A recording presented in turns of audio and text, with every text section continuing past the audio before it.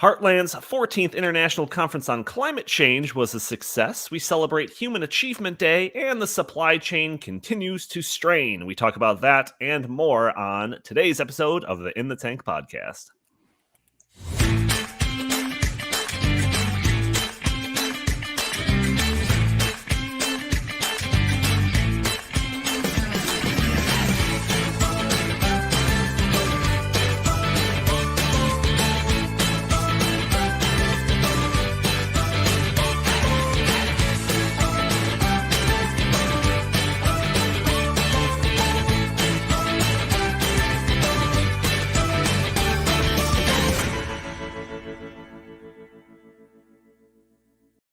Booyakasha.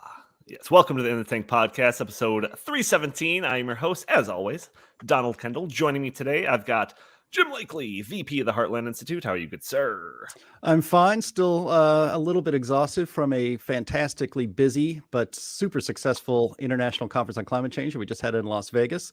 I'll be recovering just enough rest to go to Scotland for COP26 in another week or so.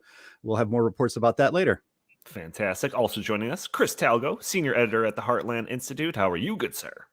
Doing good. Thanks for having me again, Donnie. Oh, yeah, of course. We do have a special guest coming up to talk about Human Achievement Day, but first we need to talk about Heartland's 14th International Conference on Climate Change, our three-day conference themed The Great Reset, Climate Realism versus Climate Socialism, took place this past weekend in Las Vegas. The conference featured 45 plus speakers after you count the couple of people that weren't able to make it?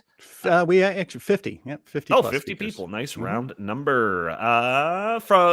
They represented several different countries. Big success. 3 days. All the stuff seemingly went without a hitch. Is that the case, Jim? You were there. It is the case. You know, we had some invitees from the United Kingdom, and they were frankly nervous about being able to get back into their country. And I'm nervous about going to the UK in November. I fly out of the United States on Halloween to go out there for a week for the United Nations Climate Conference. But the trick isn't getting out of the country; it's getting back in, right? And that's going to be the same for me. We had some invitees from Great Britain who could not make it. The bureaucratic hoops they have to jump through in order to just travel like normal human beings was just too onerous. You had to get special exemptions. You had to be tested several times. You have to show a vaccine, proof of vaccination, stuff like that. I actually did admire the ingenuity, and you would think this because they're German, the ingenuity of some of our German speakers. They actually flew into Mexico and then came into the United States from Mexico. And I even jumped to them. Rio Grande. Technically, they crossed the Rio Grande in an airplane. But I even told them, if they kick you off the flight, all you got to do is walk, and you're in there like swimwear. No worries. But we had, like I said, we had 50 plus speakers from around the world. The people that could not travel because of these ridiculous COVID restrictions, we were able to pipe them in live via Zoom, or they had a recorded presentation for us. It went off great. You can, if you're watching this on our YouTube channel, you will see the videos of our live streams all over this channel, and so you can click one on to kind of get a flavor of what happened at our conference.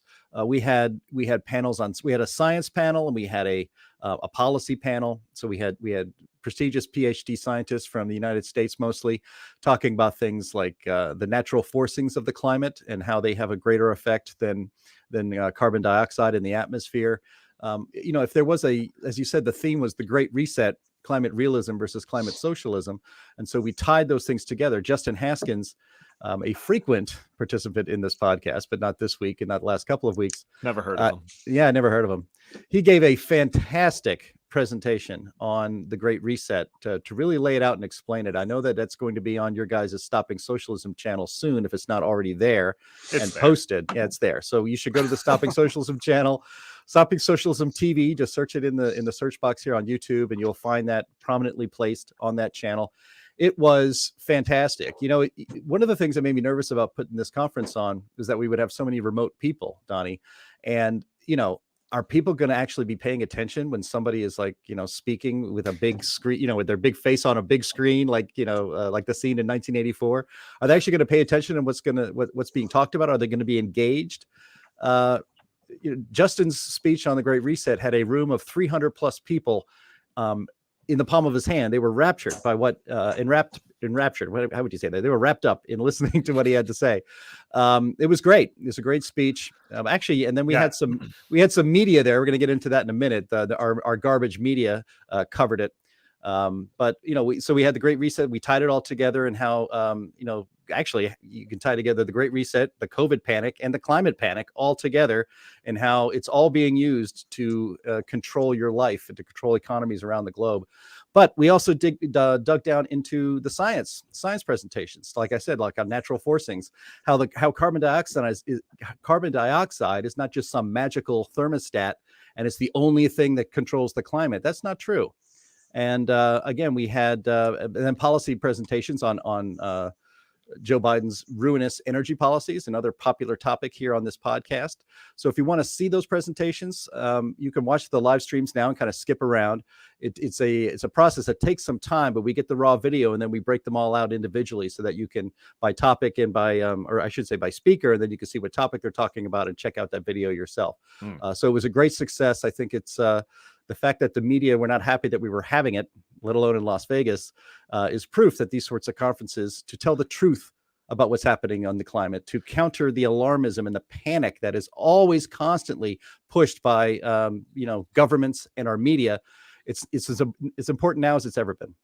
Yeah, thankfully I wasn't there, because if I saw the screen with Justin's big face on there talking to everybody, I would have run in slow motion down the aisle with my hammer and swung it around my head and launched it into the screen. That's what I would have done. Any protesters, Jim? Did you have any rabble rousing going on outside the hotel or anything?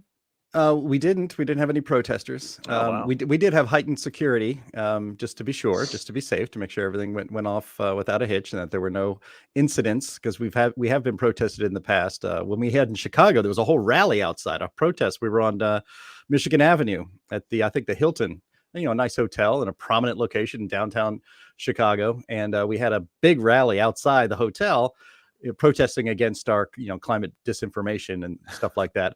And so some of our speakers went out there to talk to them, and we filmed them. That's what I would have done, man. Yeah, that was a lot of fun. So we didn't have any protesters this time. I think the COVID panic and COVID lockdowns and travel restrictions are even taking a bite out of the protesting left.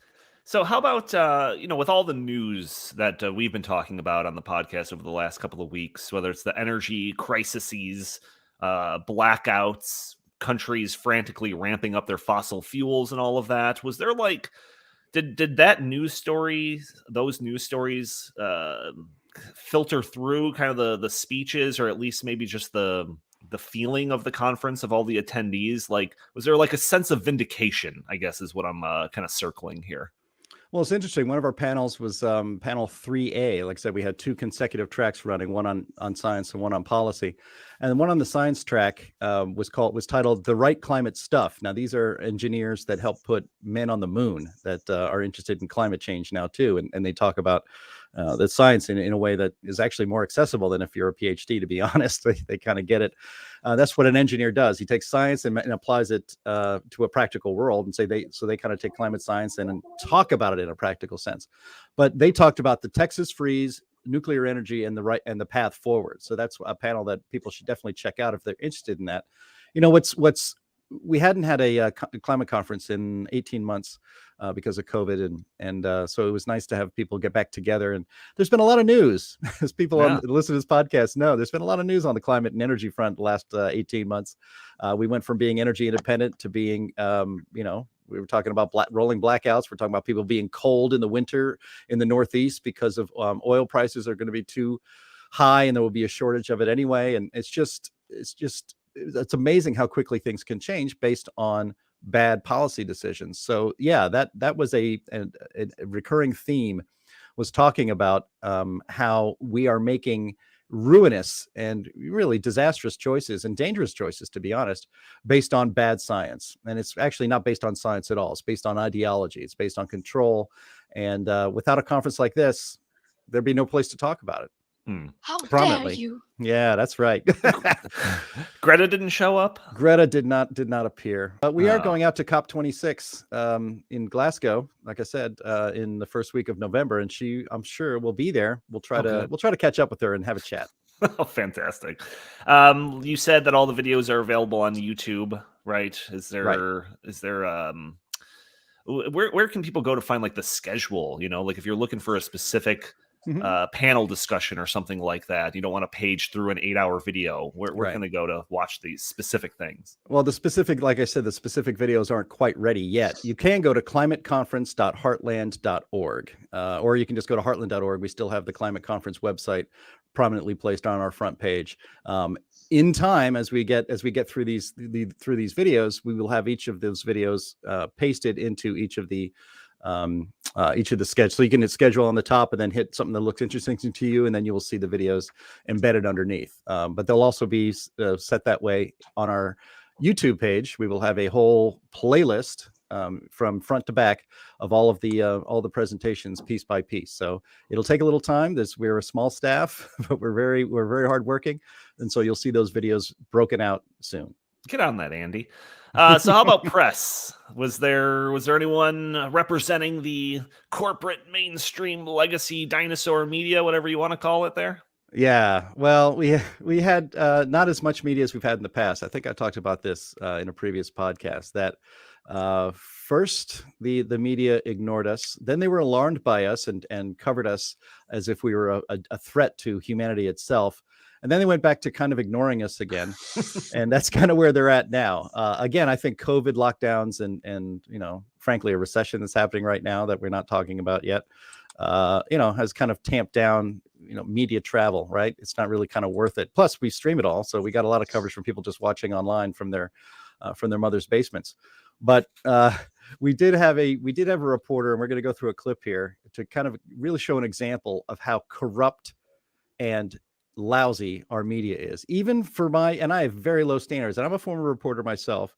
I have very low standards for the media. Even by my low standards, this hit piece by ITV4 News by Siobhan Kennedy, the reporter, even by low standards, this is even below that. It is a complete hit job. It is intentionally deceiving and is trying to lie to their audience. It's really a shame. All they have to do is listen to the scientists and report fairly what happens, and then let their viewers decide. Instead, it's all propaganda and lies. It's really astounding. Right. Lindsay Gibson says, more importantly, when Jim takes a breath, when and where is the Heartland's Glasgow conference? Yes. I was going to bring this up. This wasn't. This was my plan was to ask you about that, but I had it a little bit further in the program. But go ahead. Just let's answer the question now. Well, we're doing a 2-day counter conference. We don't know quite the times yet, but it's going to be on November 2nd and November 3rd. We'll be live streaming from an event space in a hotel just down the street from where COP26 is taking place in Glasgow, where the United Nations, where John Kerry will be, where I think Barack Obama is showing up. So it's big climate travel for the elite. But you stay home.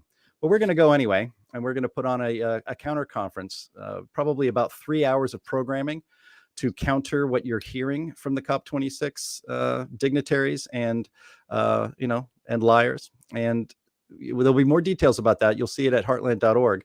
But and because of the time difference, it'll probably be pretty early in the morning here in the United States when we're going live. But you'll be able to see it all. You can rewind the live stream and watch what's happening. So stay tuned. It'll be November 2nd and 3rd. Coming up. All right, fantastic. So Jim, like you said, you used to be in the news business, right? I'm a recovering journalist. I like to call myself. It's been 10 years since my last story. Fantastic. So I know that it kind of hits close to home when you see these terrible hit pieces come out about the Heartland Institute. Also, your position and communications here at the Heartland Institute.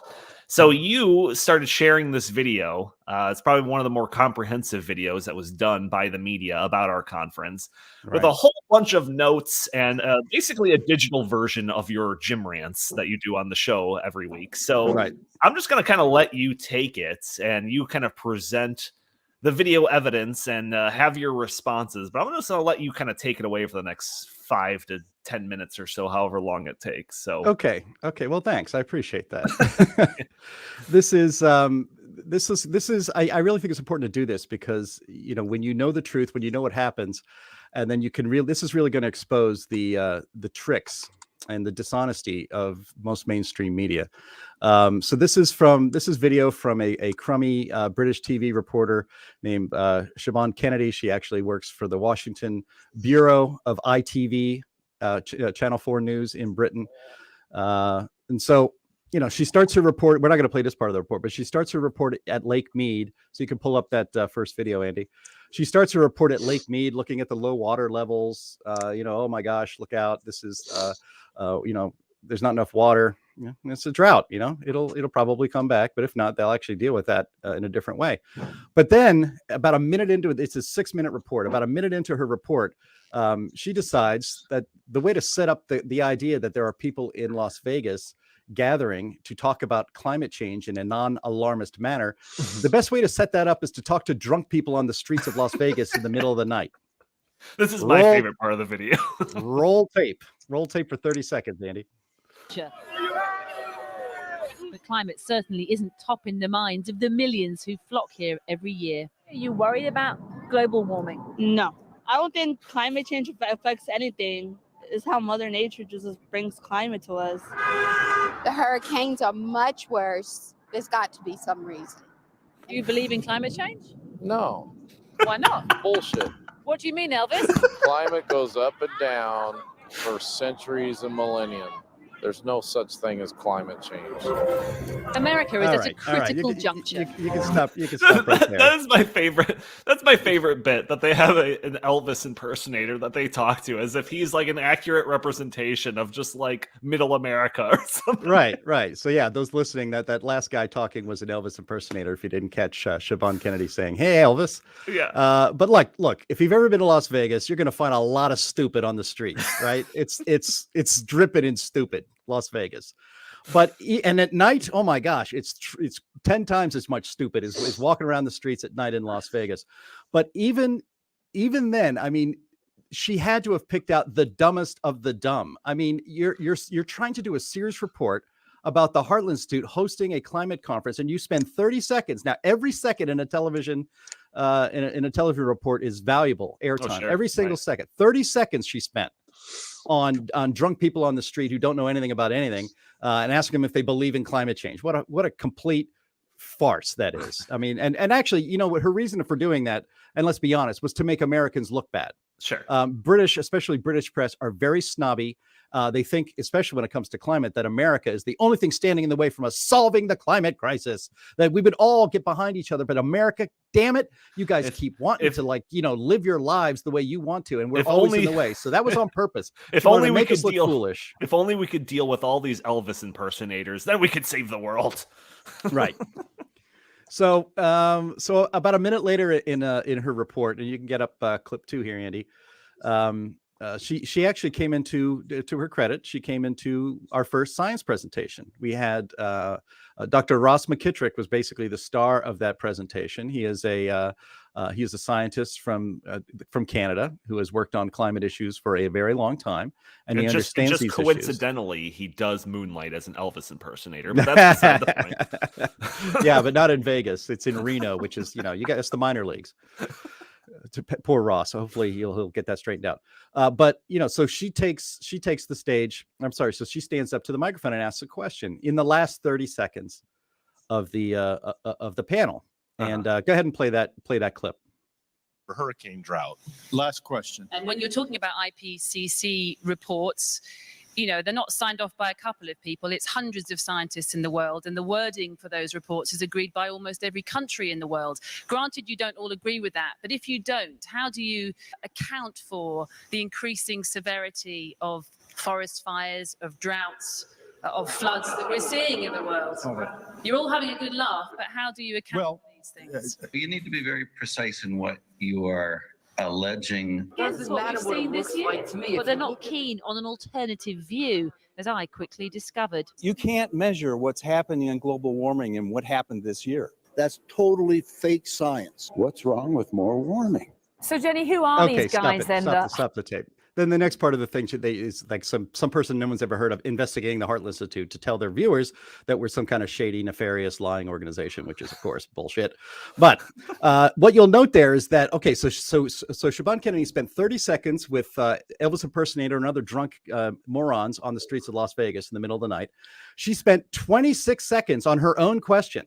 Yeah. And Ross McKittrick, he actually quipped, and we're going to have the original. We're going to show this in a second. He actually quipped, well, that's quite a lot to unpack in 30 seconds, but I'll do it. And he did it. And he actually did a brilliant job.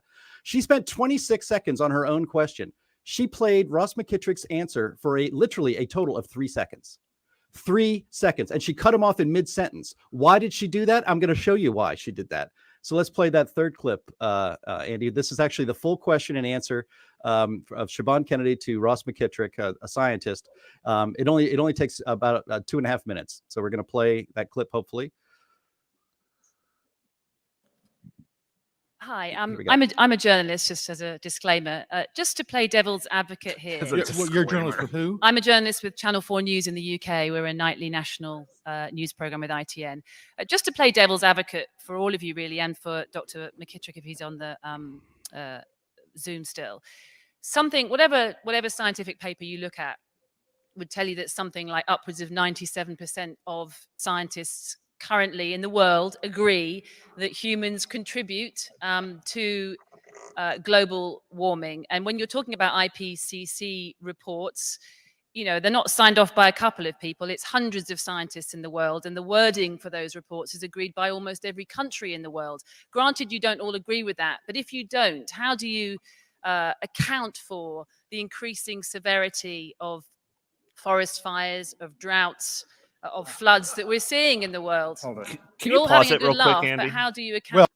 Okay, just real quick. If you're watching this video, you'll see Anthony Watts and you'll see H. Sterling Burnett standing up there, and they look extremely bored, right? And the reason for this is because this is a line of questioning that these two guys and everyone else on this panel has heard a billion times. This journalist coming in and wielding this question, it's not like, oh man, I can't believe they got through the gates and they were able to ask this question. We don't have a response to this. They've heard this a billion times. This is not like her earning some type of award for like investigative journalism by finally catching these people in a position where they have to answer to these questions. That's the context to all this. But let's hear what the response is. Keep going. Well, if Dr. McKittrick wants to 150 foot lower than it was in 2000. if Dr. McKittrick wants to take it, that's fine. If not, I'll respond. Exactly. Well, it's kind of a big question to raise in the last 30 seconds of a session. There are surveys that show 97% of, assuming that the survey is done right, 97% agreement, but 97% agreement on some very basic issues.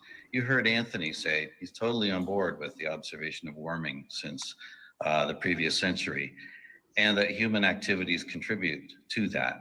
Those are the kinds of statements you get a high level of agreement. You can't then say, and there's 97% agreement on everything else that you added in, including attribution to extreme weather, forest fires, and things like that. And if you look at the IPCC reports, they don't draw those strong connections, especially to things like hurricanes and tornadoes and forest fires. So you need to be very precise in what you are alleging a high level of agreement in, and also recognizing that within the mainstream of the climate literature and within the IPCC reports themselves, there are a lot of important active debates, especially around issues concerning extreme weather. Okay, that's the end of the clip. Okay, now, I think that will have to be the Now, what's if you notice, if you were really paying attention, and this is very hard to pay this much attention to, what was the 3 seconds that they played of Ross McKittrick in the report to the British audience for ITV? It was, you have to be very careful about about the nature of your accusation. Or something. Yeah, what you're alleging. What you're alleging. That's right. Of what you're alleging. And it made it seem like Ross McKittrick was being defensive, right? That like he was nitpicking, or something. It had no relation to what his actual answer to that was. And you know what you call that? That's lying.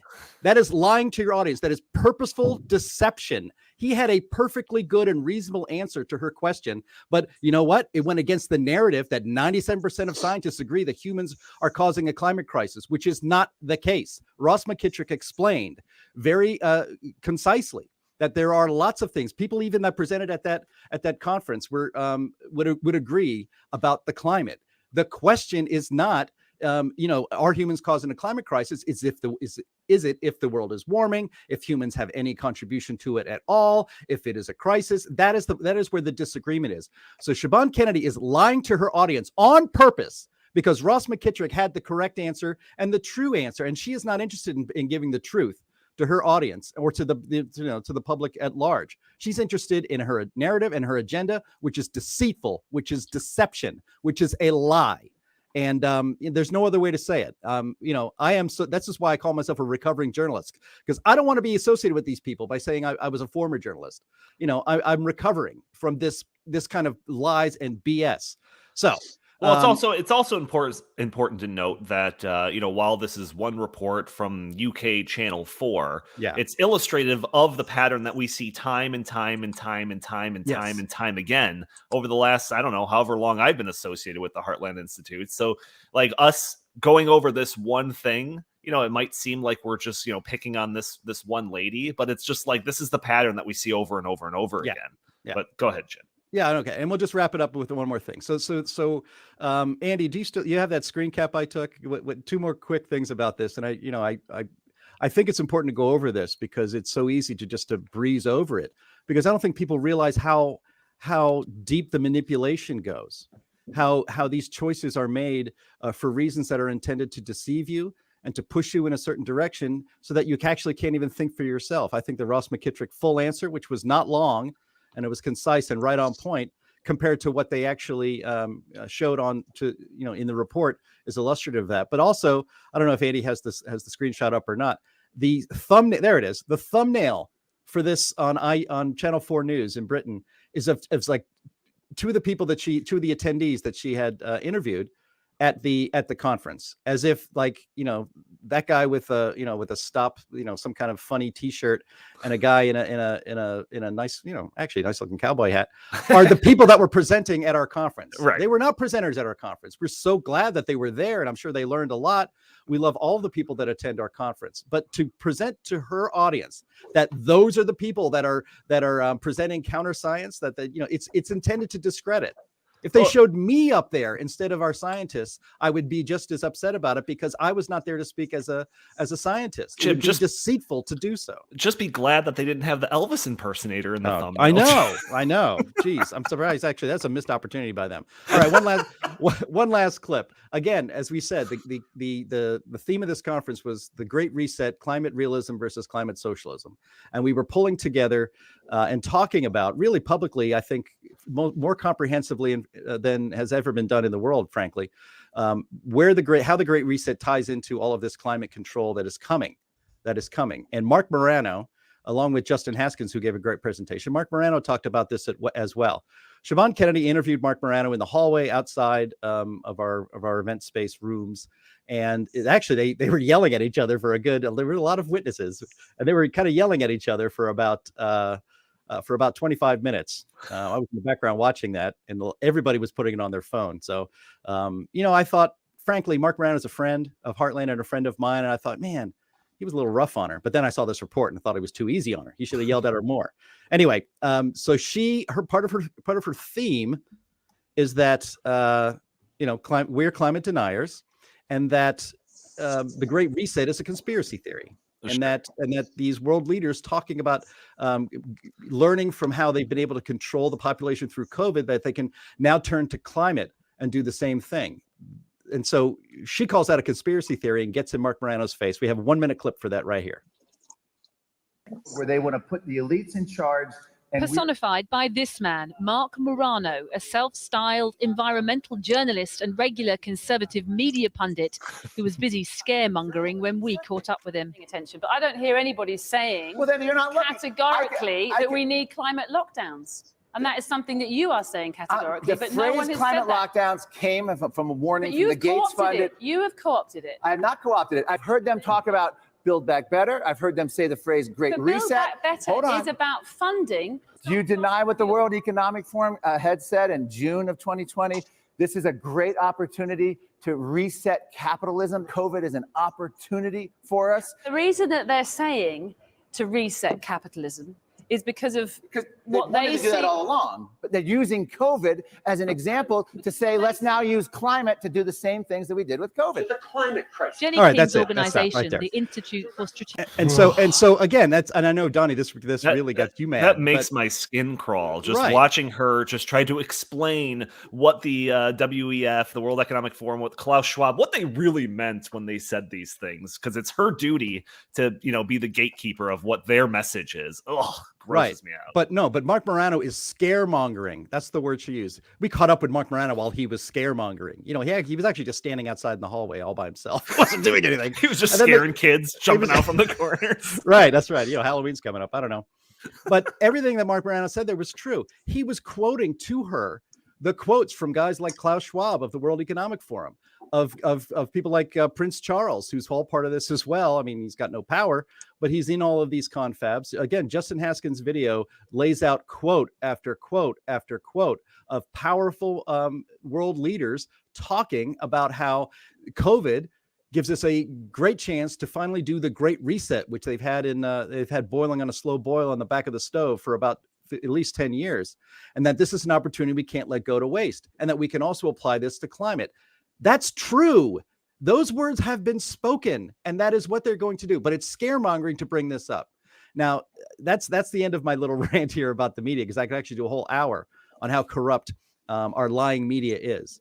But I thought it instructive to kind of take the little bit of time here to break it out and break it down and show you how you can believe nothing that you get from the quote unquote mainstream leftist media in this country. They are not interested in the least in informing you about public debates on any topic in this country. No, their only goal is to propagandize for the left. Yeah. That's it. Zero. And if you actually bring the truth to them, they will shout you down. They will argue with you and tell you, again, this is where gaslighting comes from. They will tell you that you didn't actually hear that.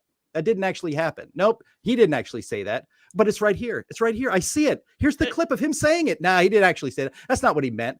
See, our entire media, their entire job is to gaslight us into not believing our own eyes and ears. It goes to that thing that I had talked about before, where everything that we say is going to be grouped under the whole climate denier banner. Regardless if it's, talking about the stuff in this conference, or we just talk about inefficiencies of wind and solar and the inability for them to power a civilized society or anything like that. Nope, climate denier stuff. Right. Maybe we shouldn't just transition our entire society into wind and solar because we're worried that people are going to freeze to death in the winter. Climate denier stuff. How dare you? With all this great reset stuff, it's the same thing. Instead of calling it climate denier, they just write it all off as a conspiracy theory. Did you know that, the Klaus Schwab said that we would need to have a great reset and restructure society, and every part of society from, industry to social contracts needs to be revamped? That's a conspiracy theory. I'm just reading a quote from him. No, it's a conspiracy theory. Right. And then you have the media, which was perfectly presented, perfectly illustrated by those clips that you showed, that are doing nothing but carrying water for those people, those elites and all of that stuff. So, yeah, it's not journalism. This is it's just propaganda at this point. That's right. That's right. We'll end it with a good old Dean scream. But gentlemen, it is October 21st, which means only one thing. It's Human Achievement Day. Well, I guess there's actually two things, because today is also Reptile Awareness Day. So joining us to celebrate is Jack Hanna to tell us about how reptiles are... Oh, wait. Oh, no, Jack Hanna is canceled. Instead, we have Ed Hudgins, who is president of the Human Achievement Alliance. Ed, thank you for being on with us today. Hello, I'm glad to be here. And by the way, you forgot to say that I'm also a Heartland Fellow. Oh, that's right. let's I'm not sure you've forget. got like a million titles. I didn't want to list them all off. You also carry off a reptilian countenance, so it actually all ties in. I do, and by the way, yes, if you have the proper glasses on, you do see I'm one of these alien reptiles. Oh no! What's that movie called? They Live. And V. God. That actually no, They Live where it's V. V. They were reptiles. Oh yeah, that's right. That's right. Oh right, they're like skeleton faces, and They Live. That's Anyways. right. So Ed, Human Achievement Day. Let's start off with the basics. Tell us about Human Achievement Alliance and what that is. Well, the Human Achievement Alliance, he said, holding up a mouse pad, which you can get a copy of if you'd like. There we go. Okay, it's right there. Yeah, I mean, the Human Achievement Alliance, I set this up with the idea that we are living in a world today where technology, exponential technology, literally is unbelievable. The fact that we're having this conversation right now, the fact that I just did a conversation with a whole bunch of people in Malaysia and India and so forth, and we're talking all around the world.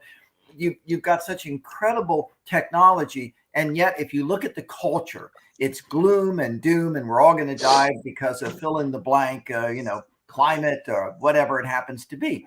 And so, and plus, you actually see finally some people who you might call liberal or honest liberals or whatever are sort of saying, wait a minute, all of this sort of anti-technology doom and gloom stuff coming from the left really doesn't represent the real situation. So anyway, what I did was set up the Human Achievement Alliance to, among other things, celebrate Human Achievement Day. Here's the idea.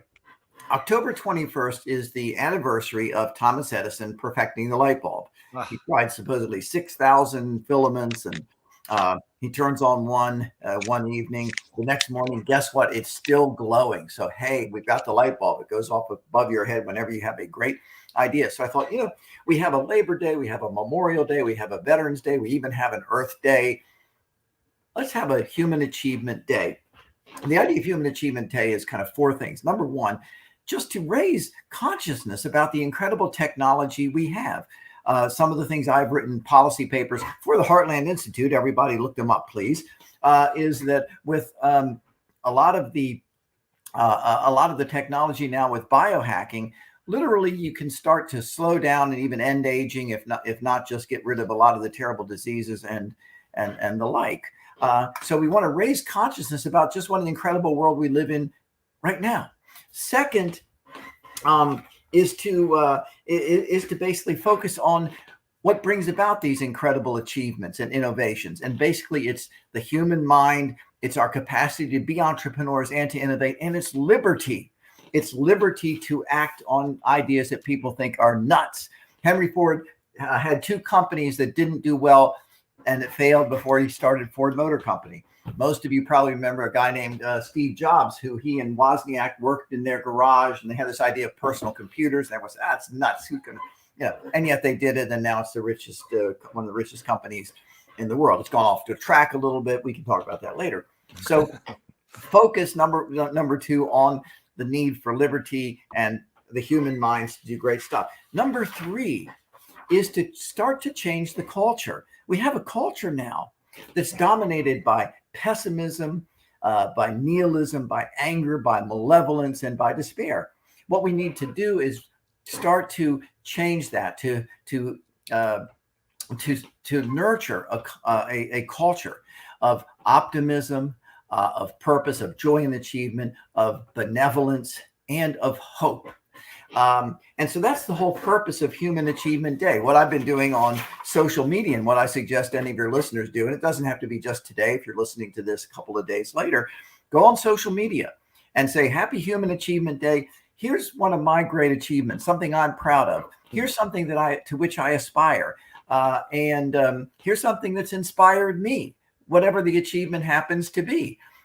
I'm looking right now, for example, we'll talk about this a little later, of some of the medical breakthroughs recently using the CRISPR-Cas9 genetic editing tool 2.0 that they've experimentally been using to turn off the production of tau protein in neurons in the brain.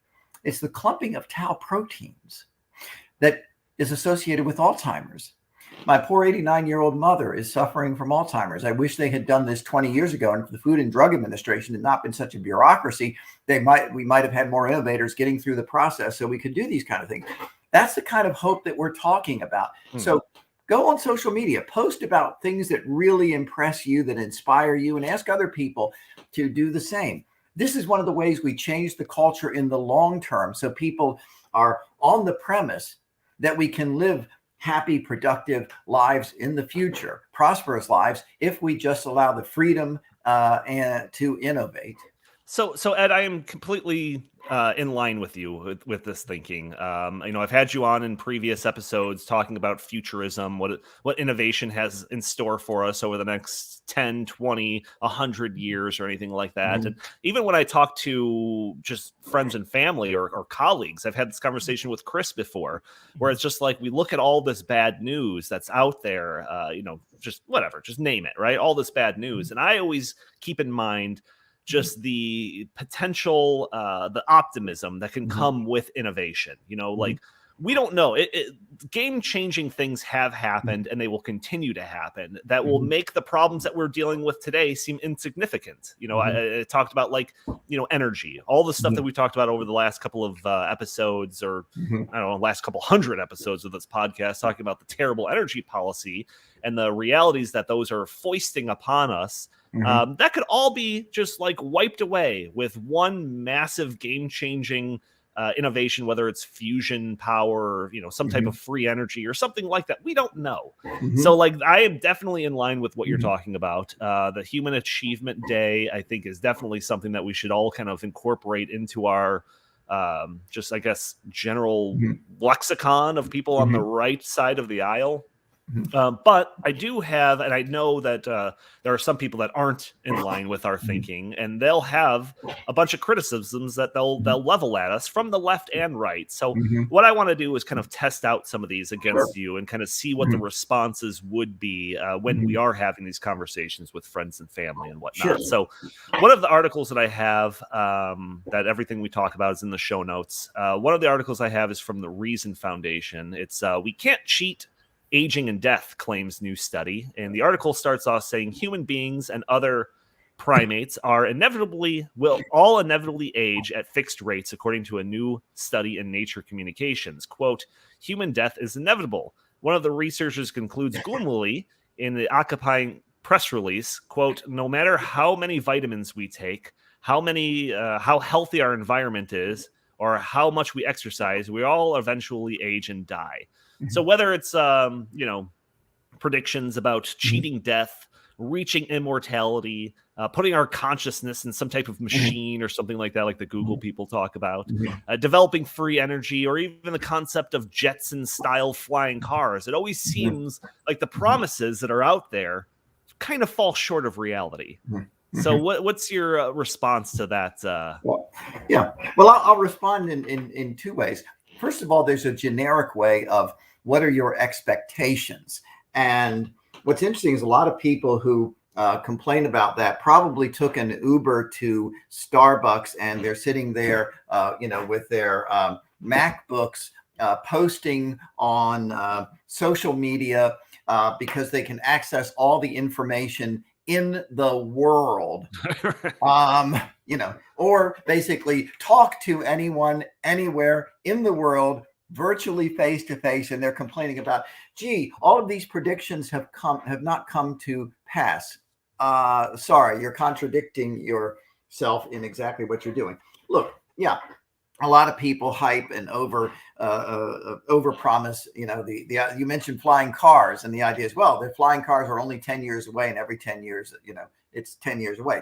They actually are experimenting with them now, by the way, because they've had some technical breakthroughs that actually are allowing flying cars. Because we see the drones now, and they're essentially, imagine a humongous drone because of certain advances in material technology that now makes Jetson sort of things workable.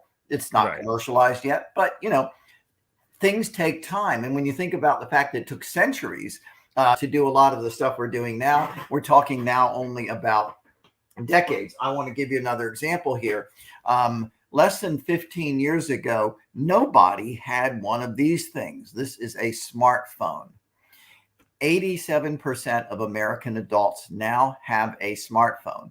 So literally they have access to all of the information in the world, and they can contact anyone and they can download stuff and so forth in 15 years. Right. So what exactly are you talking about? Yeah, there are a lot of things that are going to take longer. Okay, that happens.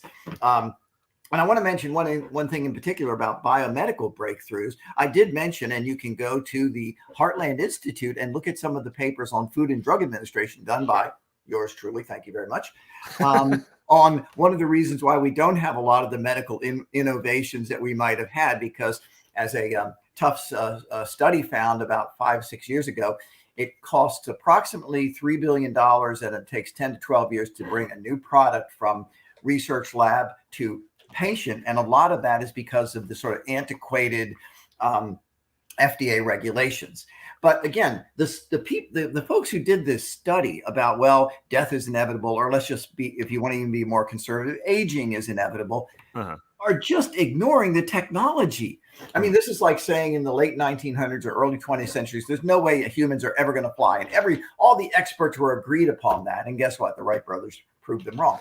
If you look at exactly, if you stop making these stupid generic things because you tested 437 people and found that they were aging, and you did the same for chimpanzees, why don't you take a look at, for example, in 2018, the enzyme telomerase was finally sequenced. That is the enzyme that keeps the telomeres on your chromosomes growing. Part of aging is every time your cell reproduces, the telomeres get shorter and shorter and shorter. And then when they disappear, your cells don't reproduce and you shrink up and you die. We now have sequenced the enzyme that can keep those telomeres from shrinking. That's real technology. That's not science fiction. Or I mentioned the CRISPR-Cas9 genetic editing tool. I mentioned what it can do with neurons, and there are other incredible breakthroughs. There's also incredible research also. I'm sure you can go on forever. And I think that do a whole show on this, and Jim knows I can go on forever, but I have to shut up sometimes. Yeah, well, I think that one of the points is that, like, you know, in the past when we're making predictions about what the future is going to look like, we don't really. It's just reaching out there and just grabbing. You know, like the Jetsons style type of car or whatever that was made up in whatever year that cartoon came out. 70s. It's like what's more advanced, the fact that we have supercomputers in our pockets that could reach all the information in existence, or, you know, like a goofy flying car. You know? So I'll definitely concede that one to you. Here, how about this one? How about this is coming from the right side of the political aisle, when you've got people that are sitting here listening to all of this and looking at, like, out their window in some cases, and seeing that society is not progressing in evenly across the globe, right? There's some parts that seems like it's degrading. And I'm not talking about, you know, some foreign countries, third world countries or anything like that. I'm talking about like LA or San Francisco or Portland or some, you know, American cities. Baltimore. Right. So, yeah, where there's hundreds of thousands of homeless people in the streets, you know, like they're, and I would say to them, they are exactly right. But the reason they're right has nothing to do with technology, because I want to give you an example. Right up the road from where I live right now in Baltimore, Maryland. Okay. There were there's 13 high schools a few years ago that had 0 students proficient in math. Not only 30%, not only 20%, 0. Earlier this year, it came out that in one high school in Baltimore City, one student had passed only 3 classes in 4 years, and yet he was in the top half of his class and kept being passed on from grade to grade. And the principal, before she retired, was getting almost $200,000 per year. Since you guys are right outside of Chicago, you know, there are something like 769 Chicagoans who are not around this year because they were murdered in Chicago last year. Right. How did that happen? That seems to be getting worse and worse. And it's getting worse in Baltimore City and so forth. They're absolutely right about this, but that has to do with, by the way, 2 of the last 3 mayors of Baltimore had to step down because they were convicted of crimes. And half of the 30-some people who were running for her job, the last one, were also under indictment. I mean, the cities are run by ignorant idiots and criminals. So yeah, that doesn't work. Freedom works. Okay. So your point is being that the point is that yes, things are getting worse because we don't have liberty, because parents don't have choice. We have an education system that is baroque and broke, to put it in Peter Diamandis's words. In other words, just before the pandemic, and I think I pointed this out on one of the broadcasts, there were something like 1.6 million more unemployed Americans than there were job openings, meaning that everyone should have had like 2 choices of jobs. Why? Because our government education or schooling system, dominated schooling system, does not match up, students for future careers in the workplace. Sure. It's an institutional problem. We need to have a Steve Jobs of education who basically revolutionizes the whole system. So this whole model of entrepreneurs coming in and revolutionizing personal computers and phones and so forth, that whole model can be applied to institutions and public policies. The answer is yes. Let's do those things. Right. Hey, can we do a proof of life check on Chris Talgo? Is he still alive? You still there, buddy? Get a word in here. Chris. Yeah, Chris. You have a question? You want to throw one out there? Yeah, actually. So Ed, you kind of touched about on this before when you were talking about how the FDA, their process retards innovation in a way. And I was wondering if you think, along with the government regulations that might stifle innovation, do you think our culture is not as accepting and promoting of innovation as it was, in the days of Henry Ford or in the days of the Wright brothers, when those types of risks were seen as something that should be celebrated? Yeah, you know what? And I'll add on to that because I had that same thought. I was going to bring up the whole space race concept with Bezos and all of that. And it wasn't, government that was theoretically stepping in the way. Maybe to some extent they were, but it was the Twitter mafia that was coming after these guys, talking about like, maybe you should fix the problems on Earth before you start, joyriding in space. So yeah, is it a cultural problem? Yeah, absolutely. Chris is right on the mark. And by the way, I was on a broadcast just this morning where someone was saying, yes, well, that's nice they're going into space, but what about all the poor people in Brazil? Well, if all the poor people in Brazil, if they had freedom, then they probably wouldn't have this problem. And by the way, I point out that Bezos and Musk and so forth have made fortunes providing, especially in the case of Musk, by the way, goods and services that people wanted. That's how he's accumulated his wealth, and now he can do it to send, Captain Kirk into space. That's why the Apollo program ended in the United States. The argument was made that why are we spending all this money on the moon when we have people here on Earth that need help, and that basically killed the entire Apollo program almost. Yeah.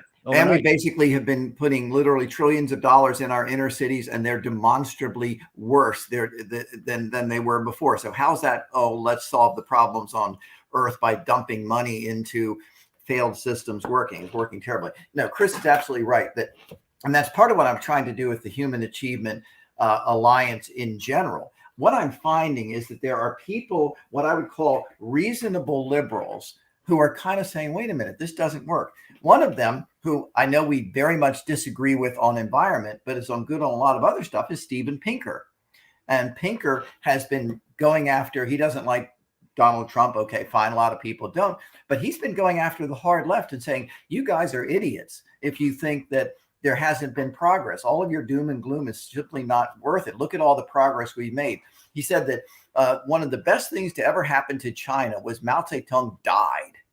His Tommy died. And what's interesting is I work now with an African group and with some folks in Asia. And what I find is, curiously enough, Chris, their attitudes seem to be much better than a lot of the attitudes here in the United States. They don't want to hear all of this critical race theory garbage, okay? What they want to do is, how can we here in Nigeria or wherever it is, how can we produce all the cool stuff that's happening in Asia?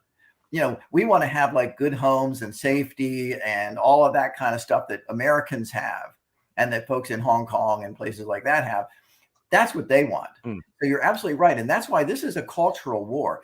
And what we have to do is hit back hard with facts and arguments about the Twitter mob that says, oh, but look at Jeff Bezos going into space. We should solve the problems on Earth. I'm sorry. It's their attitudes that have made Baltimore a hellhole. Right. And Chicago and St. Louis and Cleveland and Detroit, and go down the list. You know, if their policies had worked, okay, fine. You could say maybe it's not as libertarian as Ed would like it, but they've worked. They demonstrably have failed. And so I have 4 hooks, 4 policy Wait, areas. stop. Wait, hold on, Ed. Yeah, we're not going to get to all 4 of those. We've got like 5 minutes left. Yeah, but. this is pretty. You give a hardcore libertarian a microphone, and there goes 4 hours of your life. Okay, so all at once. So I want to segue this into the last topic that we have here with the 5 minutes that we have remaining on the program, and that is Ed and Chris. Mm-hmm. I want Ed and Chris to talk, not me. Can we innovate our way out of this supply chain crisis that we have right now?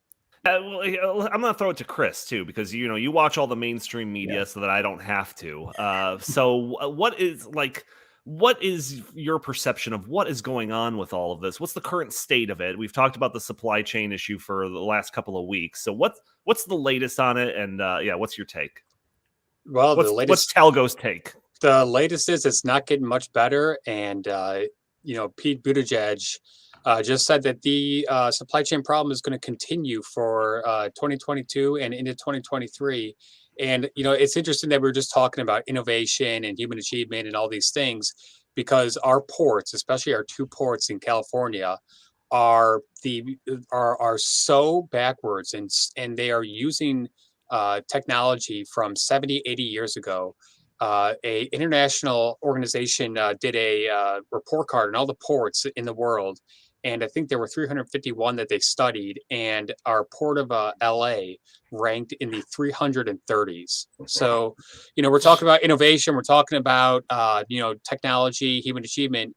Places like Japan, Saudi Arabia, China, Hong Kong, Taiwan, their ports are, light years ahead of ours. And I think that is a huge reason why our ports are, under the iron boot of labor and unions, and they are, as we know, Luddite in their thinking, and they want to protect the status quo. They want to have as many workers on site as possible, and that is, contradictory to human achievement. If I were to guess who would say the word Luddite during this podcast, I definitely would have put my money on Ed. But yeah, it seems like those Luddites. Well, thank you very much. You saved me the trouble of doing that. Yeah. No, I mean, I obviously agree with Chris. By the way, another book you might want to take a look at is by Max Border, After Collapse. Max is on my board, by the way. Don't let the horrible the scary title scare you, even though it's a scary title, because what Max does is he goes through not only the economic problems, but the institutional problems and the cultural problems of why we are in this situation. By the way, Jim would really love what his discussion of the news media, which, by the way, he's not particularly fond of. But no, you're absolutely right, is that the idea that we have what is often called the deep state, but it's even more than just the state, okay? It's institutions that are often supported by the state.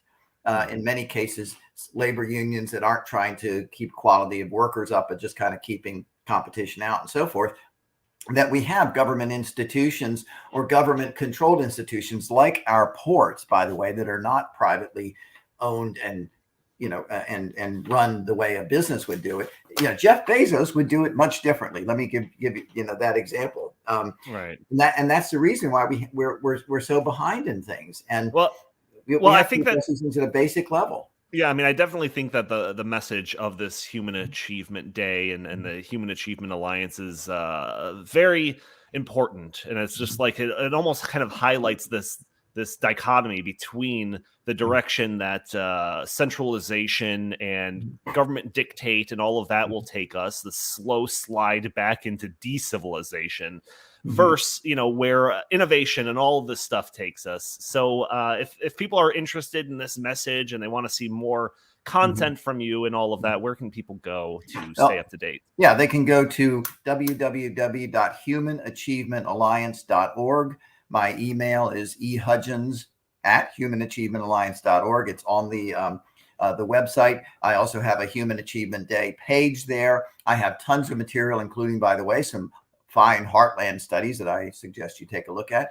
But contact me because I'm working on a grassroots movement to bring together not only conservatives and libertarians, but honest liberals who are basically saying, we don't like the fact that Chicago and Baltimore are in such terrible shape. We don't like the fact that, we have shortages on our shelves now. We want to see that optimistic future. Please work with me. Let's overcome the differences and let's get together. So email me, call me, send up, text, whatever you want to do. Fantastic. Ed Hudgins, thank you for coming on with us. Everyone else, thank you for joining us. If you are listening to this, it's probably on a Friday. You can join us Thursday to watch it live on Facebook and YouTube. You can throw your comments on the screen. Maybe we'll respond to them. Throw some questions over there. Maybe we'll answer them. If you like our show, please subscribe, write a review for us on iTunes. It'd be greatly appreciated. You can follow us on Socialist Twitter if you'd like at In the Tank Pod. You could also send us your comments, questions, and suggestions to the show by emailing us at in the tank podcast@gmail.com. Jim Lakely, where can the fine people find you? At J Lakely on Twitter, at Heartland Inst on Twitter, and always visit heartland.org. Fantastic. And Chris, you are a ghost on social media, so just join me in saying goodbye to the fine people. Oh, he is muted. That was my fault. Well, in that case, I'll say you can look at me on Facebook as well. Facebook, Edward Hudgins, Facebook. There. All right. Thank you all for tuning in, and we will talk to you next week.